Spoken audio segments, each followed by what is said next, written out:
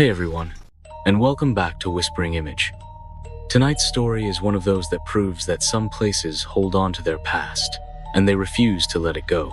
This account comes from a viewer named Chloe, who, along with her cousin, decided to visit an old family cabin on the shores of a remote lake. This story is a terrifying reminder that some memories aren't just in your head. They're in the water, in the air, and in the silence of an empty house, waiting to be found. So find a comfortable spot, turn down the lights, and listen closely.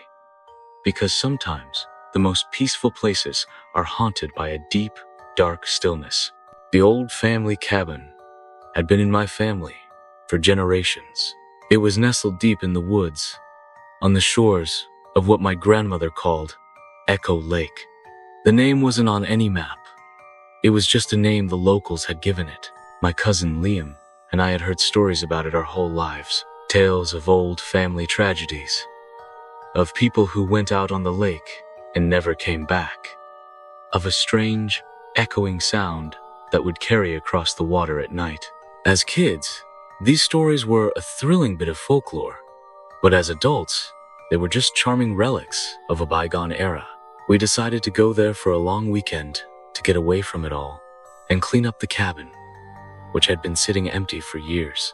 The drive was long, and the roads got progressively narrower and more overgrown. When we finally arrived, the cabin was just as we remembered it, a small, two-bedroom log house with a rickety front porch and a breathtaking view of the lake. The lake was perfectly still, like a sheet of dark glass reflecting the gray, overcast sky. The silence was absolute. It was a beautiful, peaceful kind of silence. The kind that lets you hear your own thoughts. But as the sun began to set, that silence began to feel heavy, like a blanket smothering us. The first strange thing happened on the first night. We were sitting on the porch, watching the stars come out. The lake was a black void in front of us. We heard a sound, a faint, rhythmic splashing, coming from the water. We peered into the darkness, but we couldn't see anything. The sound was too steady, too rhythmic to be a fish or a ripple. It sounded like someone was paddling a boat, but there was no boat on the lake. We joked about it, saying it was the ghost of a canoe, but a shiver ran down my spine. The sound continued for about 10 minutes, then it stopped as abruptly as it began. The next morning, we decided to get the old rowboat out. It had been tied to the dock for years, and we wanted to see if it still floated. It was surprisingly sturdy. We pushed it into the water and went for a row. The lake was so peaceful, so calm. It was the perfect escape. We rowed to the middle of the lake, and I dipped my hand into the water. It was ice cold. As my hand broke the surface, I felt a strange, cold pull. I looked down, and through the clear water, I saw something swirling below the surface. A faint, dark shape. It was too deep to make out, and the moment I pulled my hand out, the shape vanished. That night, the real terror began. We were both asleep when I was woken up by a sound. It was coming from inside the house, a low, scraping sound, like someone dragging a piece of furniture across the floor. I nudged Liam awake. "Did you hear that?" I whispered. We both listened, our hearts pounding. The sound was coming from the living room. We got up, grabbed a flashlight, and slowly made our way to the living room. The room was empty. All the furniture was in its place. The scraping sound was gone. We both stood there for a moment, listening, before we decided it was probably just the house settling. We were about to go back to bed when we heard the sound again, this time from the attic directly above us. We went outside and looked up at the attic window. It was black and empty, a void staring back at us. But we could hear the scraping sound clearly now. It was getting faster, more frantic. It sounded like someone was frantically trying to get out, to break through the floorboards. I was about to call the police, to tell them we had an intruder, when the scraping stopped. It was replaced by a new sound. A sound that made my blood run cold. It was a voice, a faint, echoing woman's voice, singing a lullaby. It was coming from the lake. We ran back to the dock and looked out at the water. It was a black void, There was no boat, no person, just the still, dark water. But the singing was getting closer, getting louder. The song was a simple, repetitive lullaby, but it had a strange, haunting quality to it, like a melody from a long-forgotten childhood. The singing stopped, and the scraping sound began again, this time from the attic. It was an agonizing, terrifying loop, and we were trapped in the middle of it. We decided to stay in the car for the rest of the night.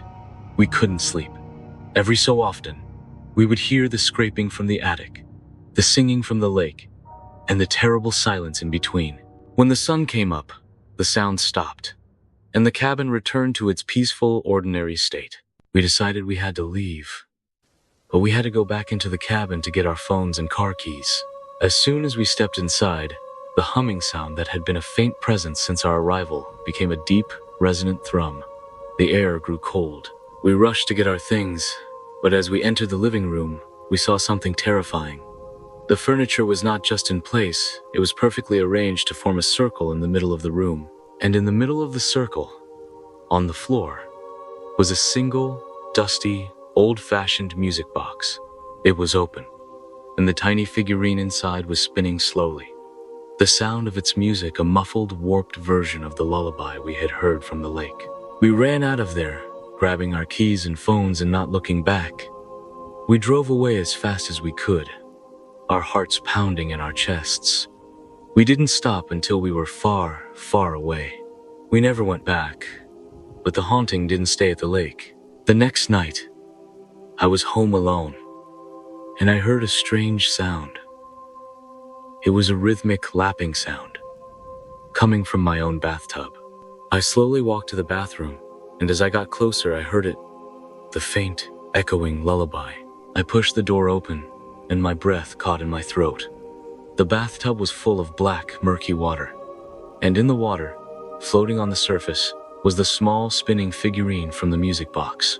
The lullaby was coming from the water, and the sound of the water, lapping against the sides of the tub, was the rhythmic scraping we had heard at the cabin. The sound was a memory of someone, something, trapped in the lake, trying to get out, and it had followed us home. It wasn't a ghost in the cabin. The lake itself was haunted. It had swallowed up so many people, so many memories, that it had become a living, breathing entity.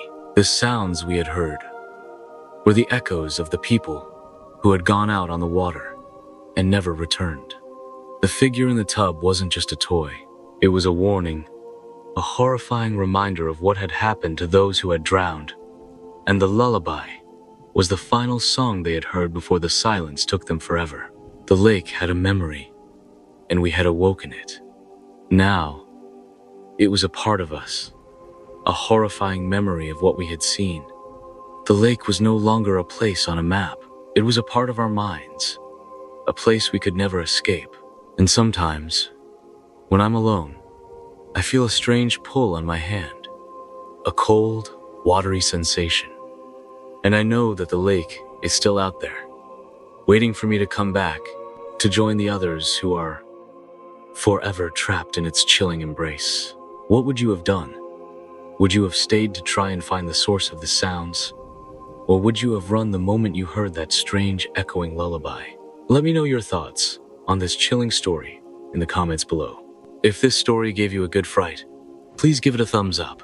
And for more real-life terror, be sure to subscribe to Whispering Image and hit that notification bell. Until next time, be careful where you choose to vacation. You never know what kind of memories are lurking just beneath the surface.